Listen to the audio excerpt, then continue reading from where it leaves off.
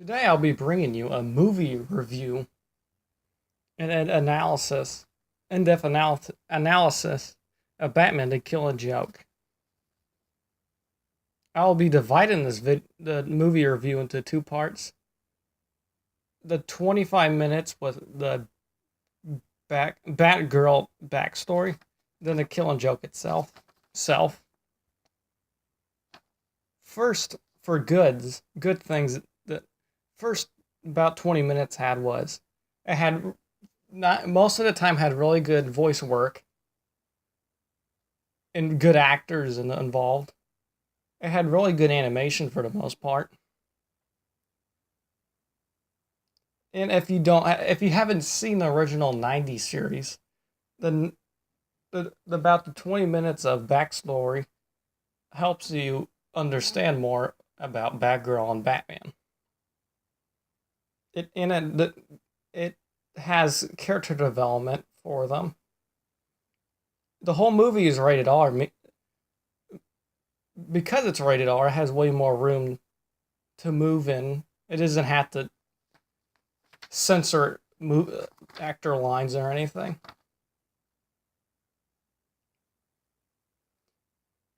When Batgirl's in the library talking to her friend, that part of the movie shows that she's a detective and is smart because it shows her hunting down the one Paris guy, the villain in the first 25 minutes. The movie has awesome fight scenes and fighting animation. It looks really realistic compared to some movies nowadays.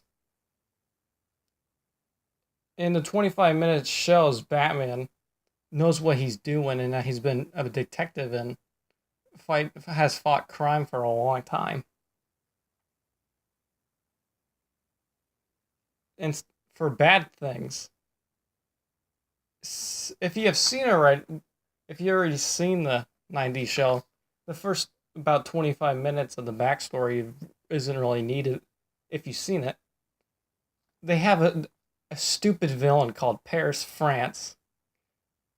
They couldn't even be creative at all. Maybe they're just making fun of him about this stupid name. And it had a lot of potential with the mob boss. Like they could have made him more like the mafia Godfather like, instead of just getting killed off in about 5 minutes into the movie. And Paris France guy himself is almost completely one dimensional. You really don't see any of his real motives other than he likes Batgirl. Other than that, he's just a normal movie villain. And for some major stuff they did wrong with the first 25 minutes. How did how did all that technology on the Batmobile did not detect that one missile coming at him? It makes no sense. Even if he wasn't paying attention, there should have been like a radar or something go off to warn him. His Batmobile is worth like millions of dollars. In the scene where he gets coffee for Batgirl, did he just walk in there and just order coffee? It doesn't make sense.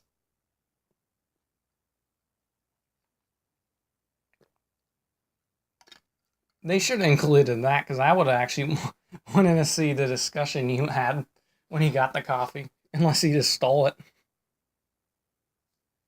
And next is because of the backstory, there's almost two different tones to the whole movie. There was more of a lighthearted side that's not very serious, then boom, it cuts to completely serious.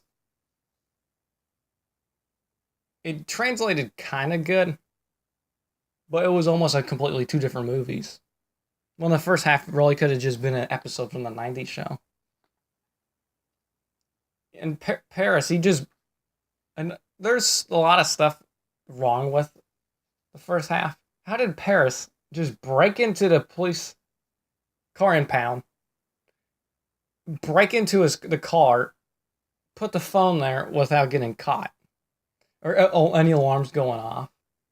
The whole part of the movie doesn't even make sense.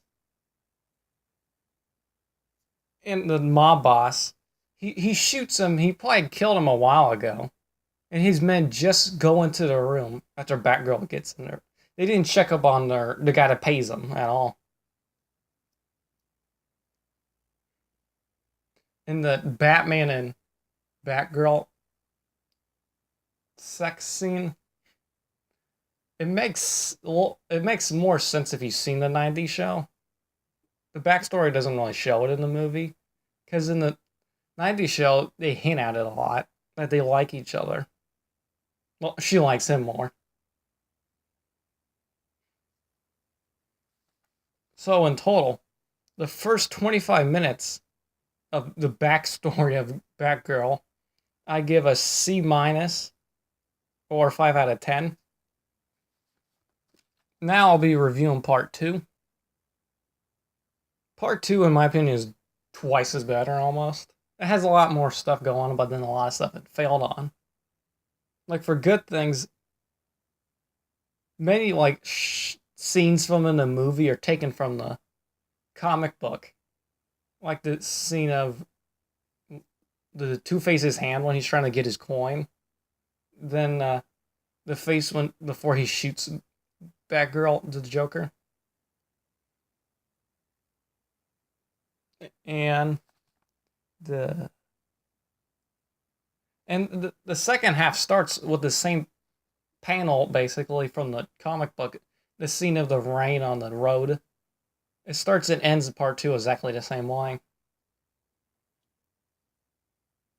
And part 2, and after you see the rain falling on the road, you see the cop cars. And from just that, you can tell it's just way serious. And the music just gets way more darker and menacing and serious versus lighthearted as the first half, in my opinion, was. And most of the Batman and Joker's talk in the prison was taken almost directly from the comic, line by line. And this is my opinion right here, but this is, in my opinion, the first time you honestly have seen a good Joker backstory. It may not be completely canon anymore, but in my opinion, they did it completely right. And even the Joker says later on, if he was to have a past, he would want it to be multiple choice, saying that may not have been the real past, or it may have been. It could have been right or wrong.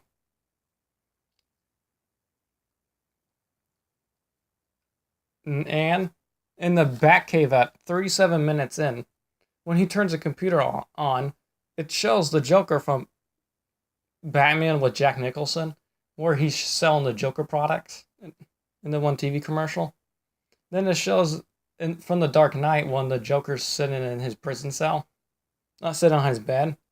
Then it shows Under the Red Hood when he's beating the death Robin. And out of this whole movie, many people have their own favorite lines. But my favorite line still has to be, when you find yourself locked at an unpleasant train of thought, heading for places in your passport, screaming is unavoidable. Remember this, there is always madness. The Joker said this at 48 minutes in. This line summarizes the Joker completely, saying that he's in his own little world, that he doesn't care. And for bad stuff. And before she gets shot, before her dad comes over, after she's done running, her voice is completely normal, like she didn't even run at all. And since there's the backstory of Batgirl, the Joker, and the Killing Joke, there's just way too much stuff in an hour-long movie.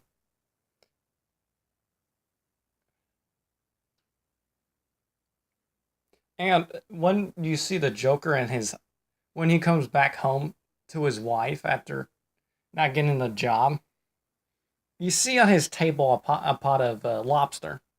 Unless he went fishing and caught it, how did he get lobster? I don't know, maybe back then it could have been really cheap, but nowadays really expensive to get a lobster. And he had like a bowl of like 30 of them.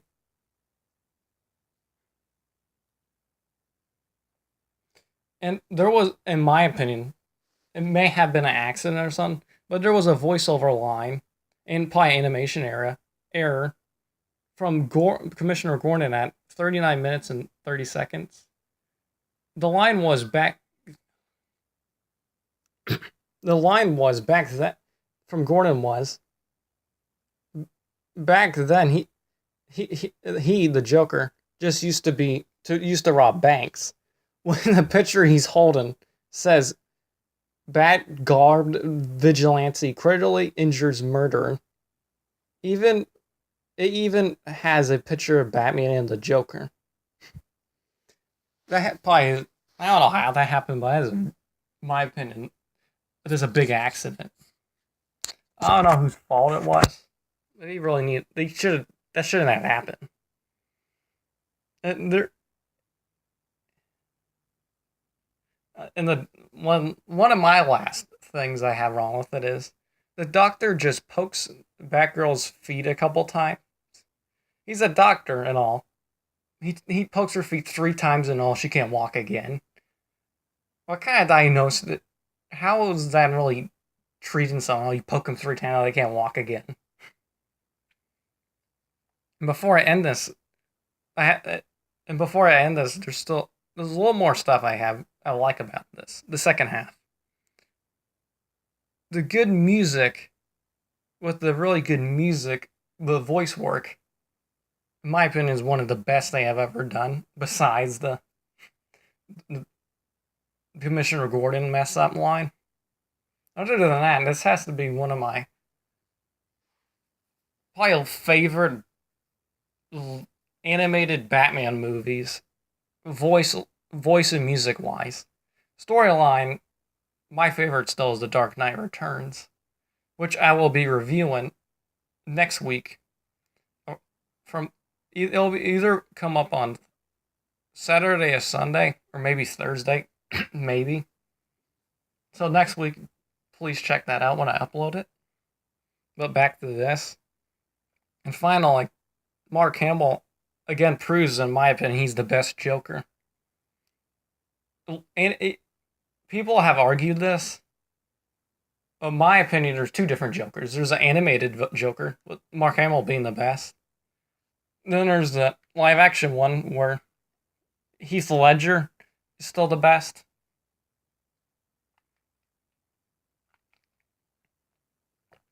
With Jack Nicholson being right behind him. So in total, part 2 I give a B minus, or 7 out of 10. 7 out of 10 to 7.5 out of 10. Just because there was stuff. This movie, me and I know other people have been waiting for this movie for years and years. And they have so many mess ups. So, if you can, I would highly recommend this movie to fans of Batman. And this movie, for the most part, in my opinion, is a great way to get introduced to animated Batman movies. So in conclusion, I give part 1, the 25 minutes of backstory of Batgirl, a C minus, or 5 out of 10. Then part 2, a B minus, or 7 out of 10. So if you like this video, please like and subscribe. And next week, again, I plan on doing the Dark Knight Returns movie review of the whole part 1 and 2. So check that out when I upload it next week, if you want to. So that's it.